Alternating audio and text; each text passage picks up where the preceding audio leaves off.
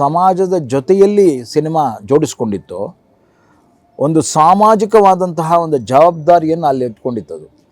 ಯಾಕೆಂದರೆ ಸಮಾಜದ ಜೊತೆಯಲ್ಲಿ ಎಲ್ಲರ ಜೊತೆ ನಾವು ಸಿನಿಮಾ ನೋಡ್ತಾ ಇದ್ವಿ ಆವಾಗ.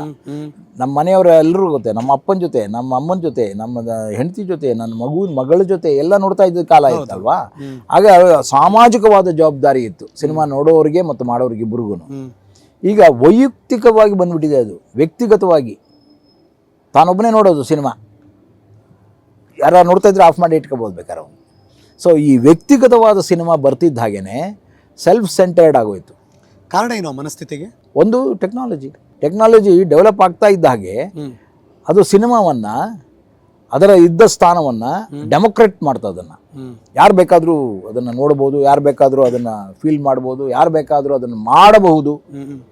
ಇದರಿಂದಾಗಿ ಇವತ್ತು ನಾನು ಸಿನಿಮಾನ ನೋ ಮ್ಯಾನ್ಸ್ ಲ್ಯಾಂಡ್ ಅಂತ ಹೇಳೋದು. No man's land? ಹೌದು.